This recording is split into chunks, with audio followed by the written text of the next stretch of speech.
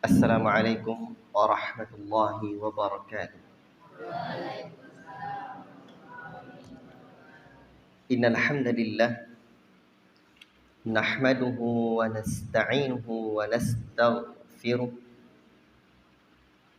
na'udzu billahi min shururi anfusina wa min sayyiati a'malina. May yahdihillahu fala mudilla lahu wa may yudlil fala hadiya lahu. Ashhadu an la ilaha illallah wahdahu la syarika lah wa ashhadu anna Muhammadan abduhu wa rasuluh. Ya ayyuhalladzina amanu taqullaha haqqa tuqatih wa la tamutunna illa wa antum muslimun. Ya ayuhan nasu taqu rabbakumul ladzi khalaqakum min nafsin wahidah wa khalaqa minha zawjaha wa batha minhuma rijalan katsiran wa nisaa'a wattaqullaha alladzi tasaaluna bihi wal arham innallaha kana 'alaikum raqiba.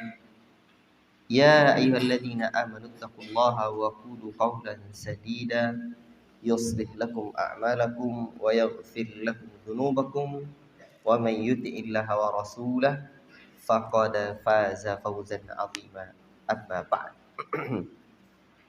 Para talabatul ilmi sekalian yang dirahmati oleh Allah tabaraka rahman,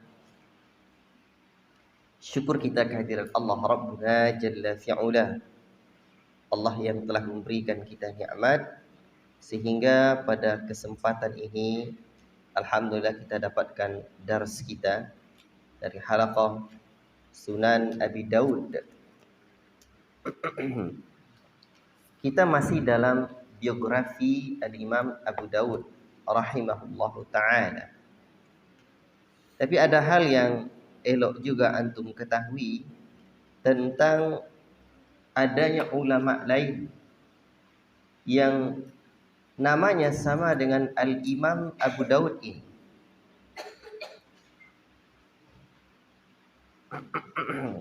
Beliau juga bernama Abu Daud Sulaiman. Tetapi kalau Abu Daud sahibus sunan, pemilik kitab As-Sunan ini, ujungnya adalah As-Sijistani. Adapun yang satu lagi Al-Imam Abu Daud At-Tayalisi. Dan Imam Abu Daud At-Tayalisi, beliau wafat tahun 204 Hijriyah. Tahun 204 Hijriyah. Baik. Nah, itu perbedaannya. Berarti mana yang lebih duluan? Abu Daud As-Sijistani atau Abu Daud At-Tayalisi? Al-Imam Abu Daud At-Tayalisi atau Al-Imam Abu Daud As-Sijistani? Kemarin Abu Daud As-Sijistani tahun berapa? 202. Wafat tahun 200. Tahun 200 berapa? Apa tuh?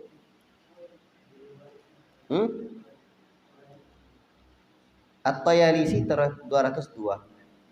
204. At-Tayalisi itu tahun tahun wafatnya adalah 204.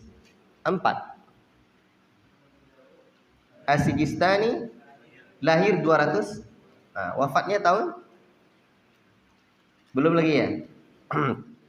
Baik.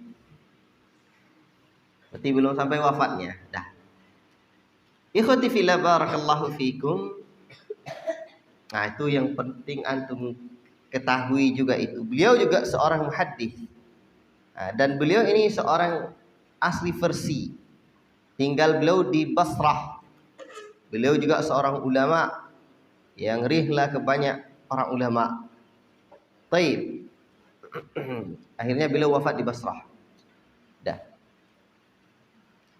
Kemudian kemarin kita sudah sebutkan bahwa Al-Imam Abu Dawud Sulaiman As-Sijistani, nisbah beliau kepada Al-Azdi.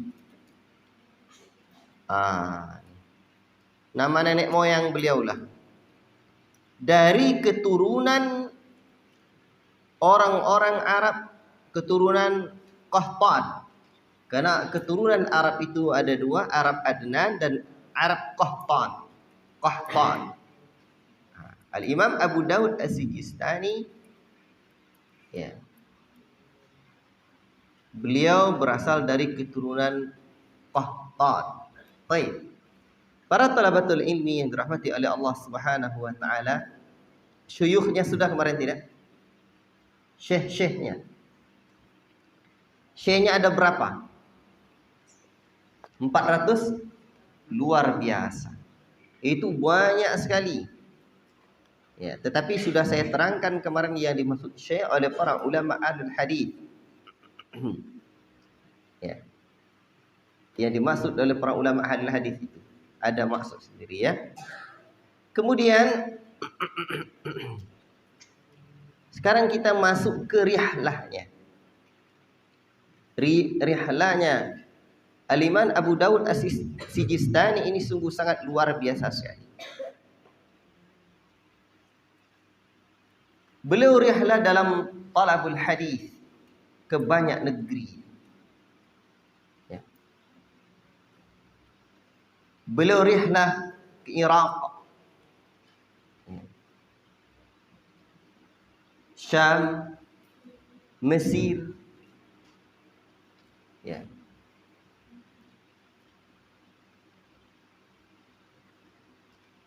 Dan negeri-negeri yang lain. Dan awalnya beliau belajar di negeri yang dekat-dekat dengan Khurasan.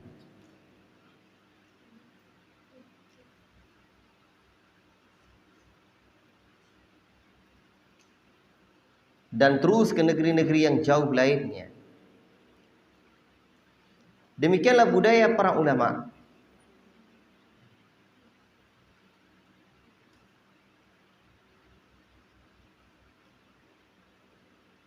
Beliau rihlah juga ke Basrah, ke Kufah,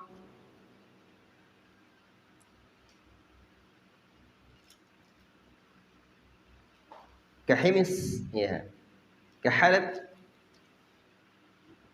Hijaz. Baik. Ada sebuah ungkapan, man lam yarhal la yurhal. Siapa yang tidak rihlah dalam talabul ilmi, maka dia tidak jugalah orang-orang rihlah padanya untuk menuntut ilmu.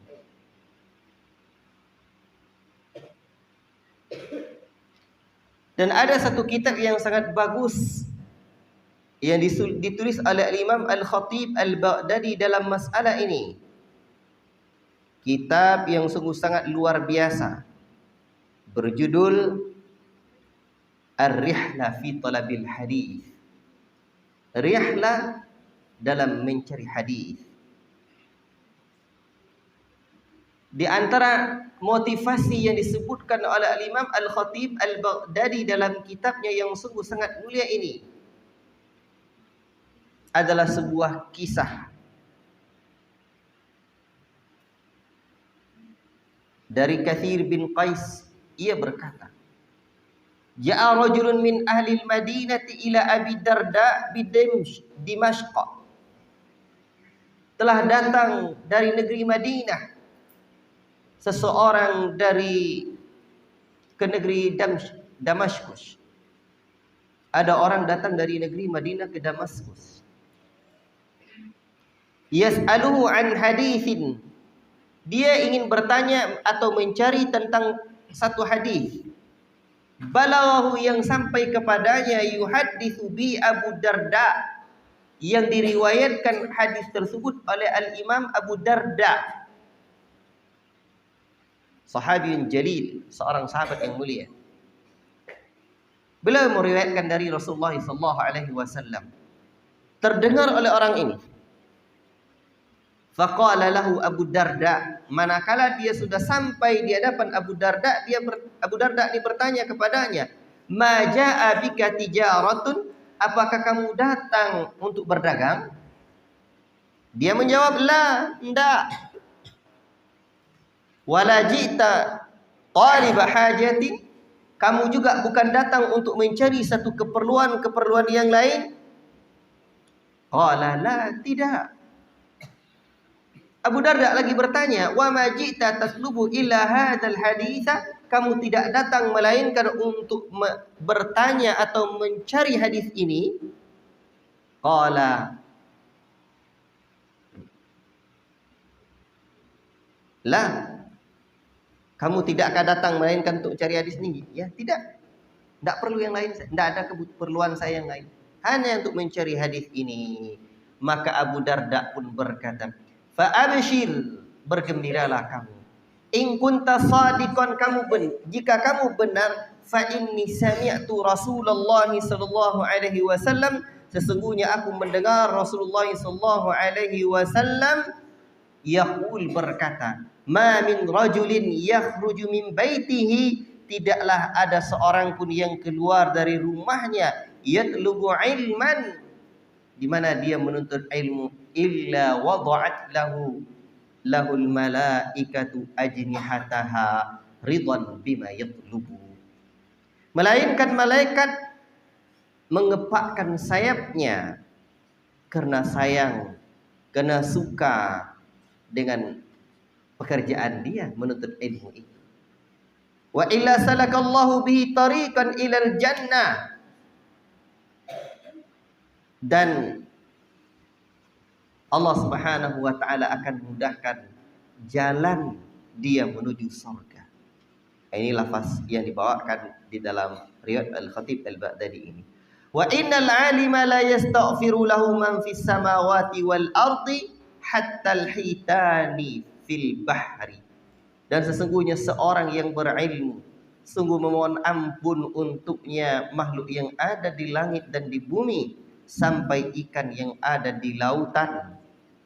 Wala fadlil alimi 'alal 'abidi ka fadlil qamari lailatal badri 'ala sairil kawakib. Sungguh keutamaan orang yang berilmu daripada orang yang abid ahli ibadat tanpa ilmu, seperti keutamaan bulan purnama dibandingkan dengan sekalian bintang.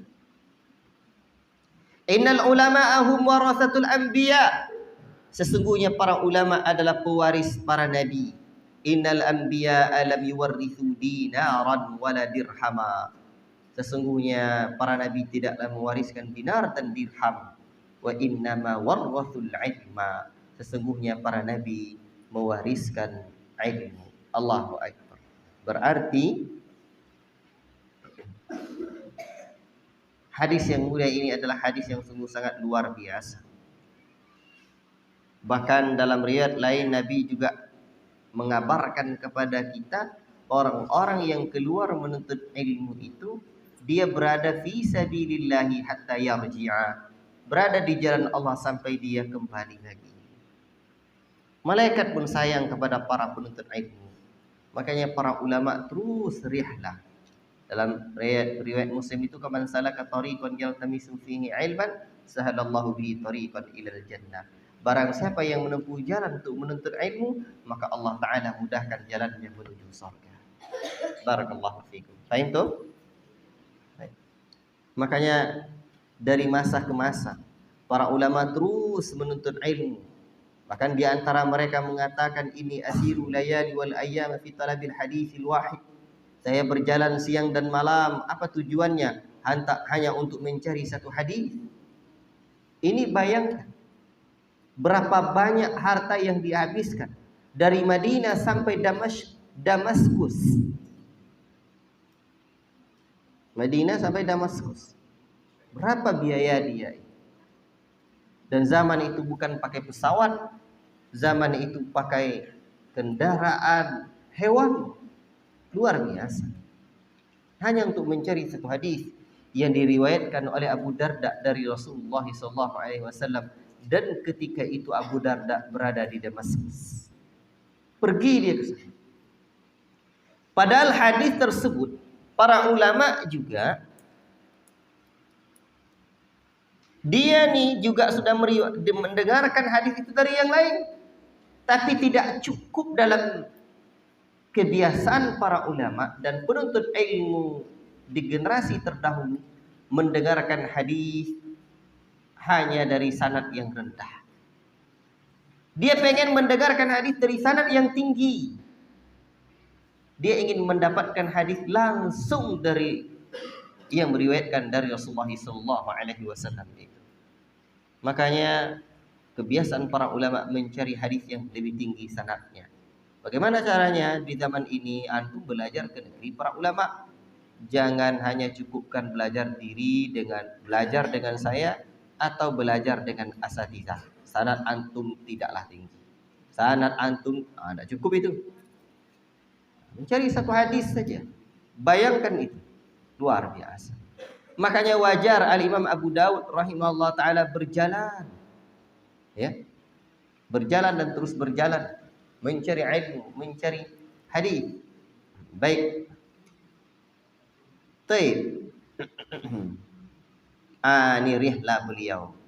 Kemudian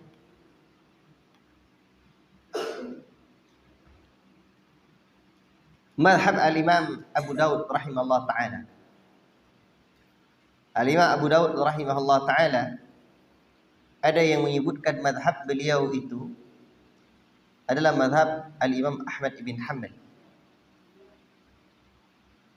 Tapi tentulah ini menurut orang-orang bermadhab Hambali pula.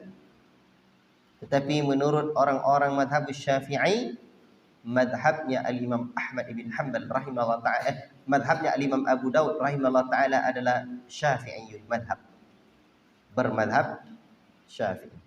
Itu biasalah. Biasa itu. Tetapi tidak ada yang menyebutkan beliau ini bermadhab Maliki atau Hanafi, tidak ada. Hanya dua itu saja. Ada yang mengatakan beliau bermadhab Hambali dan ada yang mengatakan bahwa beliau bermadhab Syafi'i.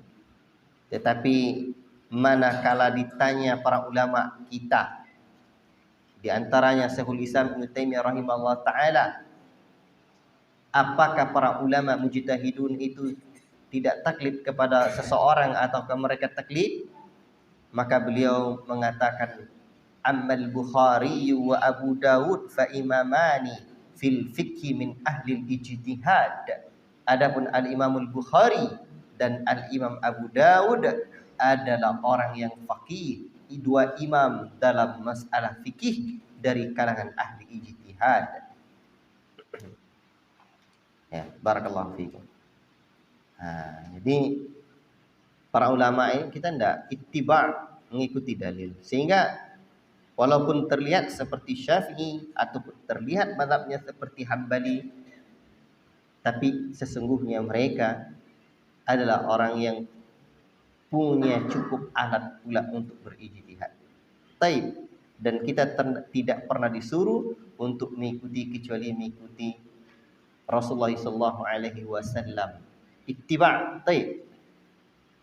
Syama'ilnya beliau. Beliau ini kepribadiannya, syama'il adalah kepribadian. Ya. Sebagaimana yang sudah saya sebutkan kemarin. Beliau ini orang yang luar biasa ittiba'nya kepada Rasul. Sehingga disebutkan beliau ini mirip dengan gurunya Al-Imam Ahmad bin Hanbal. Dan gurunya menyerupai gurunya pula Syekh Waqi'. Dan Syekh Waqi' menyerupai Ats-Tsauri. Ats-Tsauri menyerupai gurunya pula Mansur. Demikian pula guru Mansur ini menyerupai gurunya Alqamah. Dan Alqamah menyerupai gurunya Ibnu Mas'ud. Dan Ibnu Mas'ud menyerupai gurunya Rasulullah sallallahu alaihi wasallam. Al-Imam Abu Daud rahimahullahu ta'ala ini, di antara yang terkenal pada diri beliau adalah kezuhudan. Zuhud. Dan memang man talabal hadis aflas. Siapa yang mencari ilmu hadis, dia bangkrut. Tidak punya harta lagi. Kitab-kitab hadis itu banyak, luar biasa. Makanya ulama kadang-kadang di antara mereka ada yang memang zuhud, kondisi mereka itu zuhud. Dan saya melihat para ulama itu ada yang tidak begitu memperhatikan penampilannya, ada juga yang memperhatikan penampilannya, tergantung hati dia lah, karakter dia. Seperti Al-Imam Abu Dawud ini masyhur dengan kezuhudannya, sehingga lengan baju dia sebelah kecil, lengan baju dia satu lagi besar. Orang tanya kenapa? Yang satu kok kecil, yang satu lagi kok besar? Ini katanya, ini untuk mengikat ilmu. Dia untuk nulis. Artinya dia tidak peduli. Tapi kalau murid dia, siapa murid dia? Yang terkenal di antara murid beliau itu siapa? Kalau di antara guru Imam Abu Daud yang terkenal siapa kemarin? Siapa? Imam Ahmad bin Hanbal. Kalau muridnya yang terkenal di antaranya siapa? Al-Imam An-Nasai. Imam Nasai ini penampilannya gagah. Senantiasa apa istilahnya, bersoleh itu, ya rapi, gagah penampilan. Istri dia saja 4. Jadi ada ulama yang memang seperti apa dia, hati dia senang. Itu tergantung. Barakallahu fikum.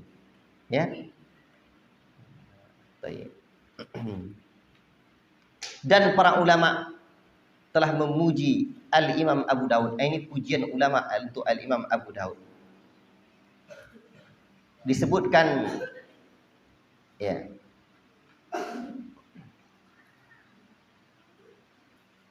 Abu Daud ini,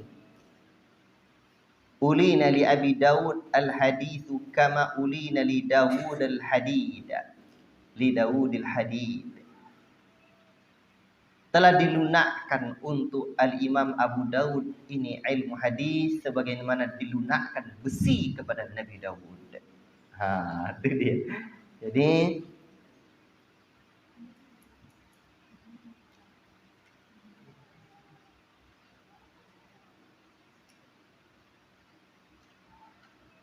kemudian di antara sanjungan ulama kepada beliau seperti perkataan muridnya Alani bin Abdul Samad, kana Abu Daud min fursani hadha sya'n. Beliau ini orang yang ahlinya, ya, lihainya dalam masalah ilmu hadis. Demikian juga qala Musa bin Harun al-Hafiz, khuliqa Abu Daud fid dunya lil hadis wa fil akhirati lil jannah ma ra'aitu afdala minhu. Kata beliau, Imam Abu Daud diciptakan di dunia ini untuk berkhidmat terhadap hadis, dan di hari akhirat diciptakan Abu Daud untuk surga. Aku tidak pernah melihat orang yang lebih afdal dari dia.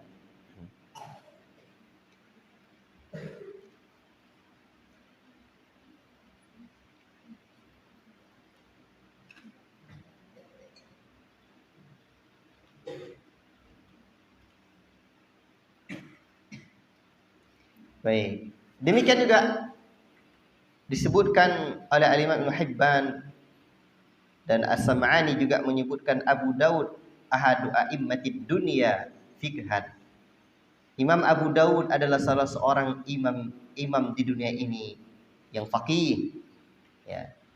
Imam dalam masalah fikih, ilmu, hafalan, ibadah, kewaraan, kekokohan dalam ilmu.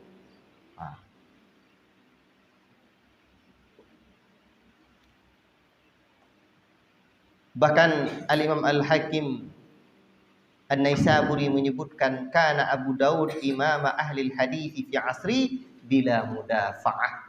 Imam Abu Daud adalah imam ahli hadis di masanya tanpa ada pertentangan lagi.